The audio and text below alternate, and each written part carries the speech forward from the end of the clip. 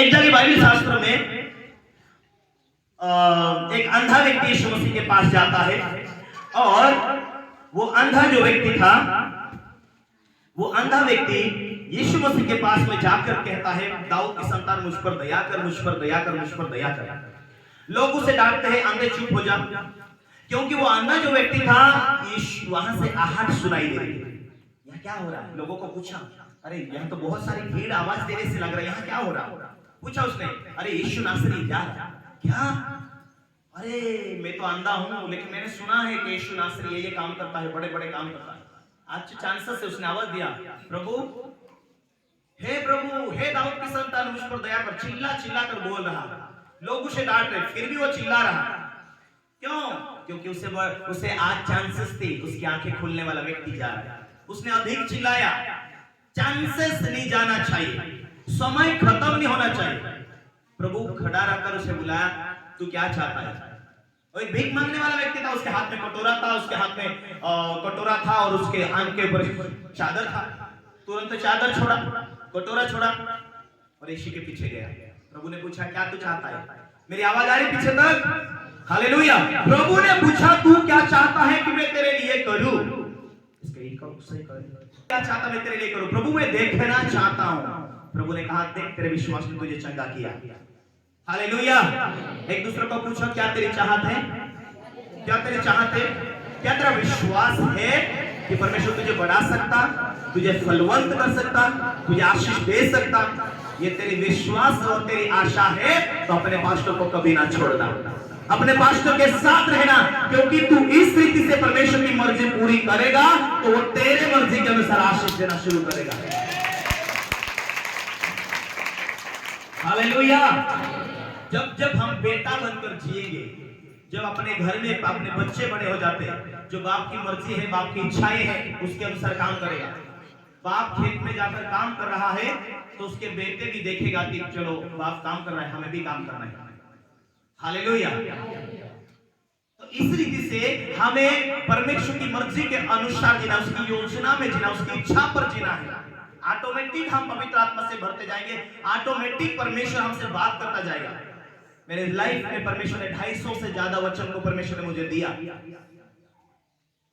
मैं परमेश्वर को कहा, प्रभु यदि तू ना चलेगा तो मैं सेवकाई नहीं कर सकूंगा, मैं थक सकता हूं, मुझे परमेश्वर मैं क्या कर सकूंगा, इसके सेवकाई को कैसे बढ़ाऊंगा?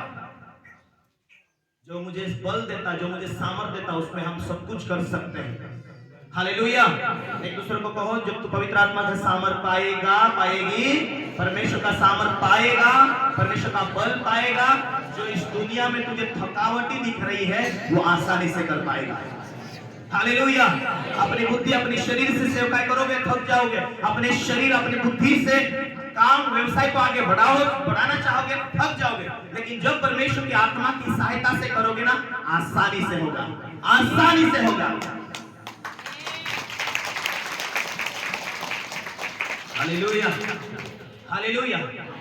शुरुआत के टाइम में सेवकाई करने के लिए बहुत इच्छा। एक पास्टर गुजरात से आया और उसने मेरे घर आया और उसने प्रचार किया। उसने प्रचार यह किया कि मैं लखनऊ में था और मुझे परमेश्वर ने चंगा किया और प्रभु ने कहा मैं तुझे बचाऊंगा, उसे बचा लिया। उसके बाद परमेश्वर ने उसके हाथों से बड़े बड़े काम करना शुरू किया। हालेलुया। तो परमेश्वर ने उसे बहुत आशीष दिया। मैंने ये बातें सुना, मुझे क्या करना चाहिए? अरे परमेश्वर तो जीरो में से उठाकर हीरो बनाता है। वाह, कितनी अच्छी बात है।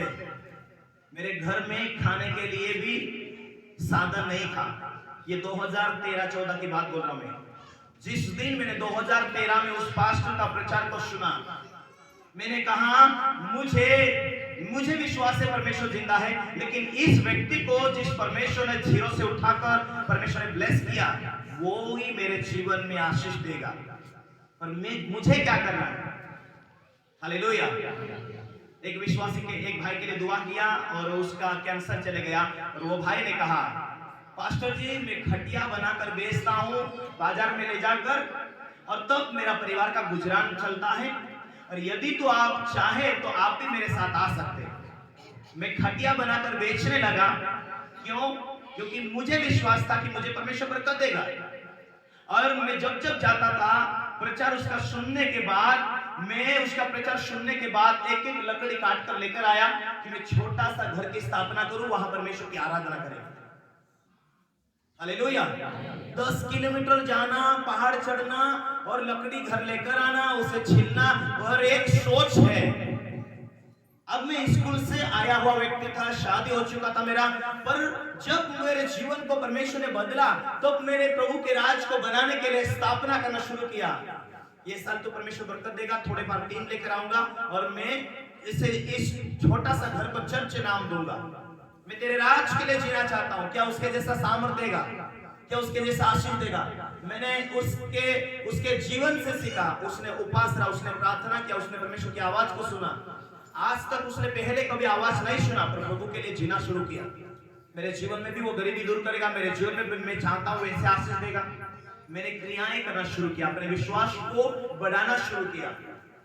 कोई सोचता नहीं थी उस टाइम में जो मुझे हेल्प कर सके वैसे। हालेलुया।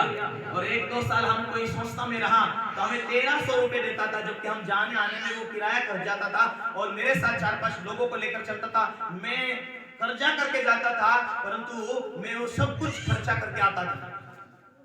1-2 सालों के बाद संस्था की और मेरे बीच में बातचीत हुई, तो उन्होंने जो गिफ्ट गाड़ी दिया था, मैं वचन के हिसाब से चलना, वो उनके बुद्धि के हिसाब से चलना, तो हम मैच नहीं खाए।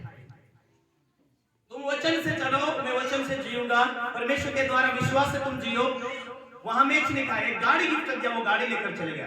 मैंने कहा तू गाड़ी लेकर जाएगा पर यीशु को थोड़ा लेकर जाएगा। जिसने मुझे चुना है, जिसके सेवकाई करने के लिए मैं 10 किलोमीटर लकड़ी लेकर आया हूं, चर्च स्थापित किया हूं, मेरे साथ मेरा प्रभु है। हालेलुया। और जब वो लोगों ने मुझे गाड़ी देकर चले गया, धोखा देकर चले गया, मैंने परमेश्वर से प्रार्थना को बढ़ाया। और जब मैं रात को 1 बजे 1:30 बजे सो जाता था प्रार्थना करने के बाद, फिर कोई अचानक मेरा चादर हटाता था, उठ प्रार्थना कर। आवाज आता था मुझे, उठ प्रार्थना कर। मैं प्रार्थना करने लगा। हालेलुया। प्रभु की उपस्थिति में भरने लगा, परमेश्वर की उपस्थिति में चलने लगा, प्रार्थना करने लगा। Hallelujah, hallelujah. और इस रीति से मैंने परमेश्वर के राज को बनाना शुरू किया। आमीन।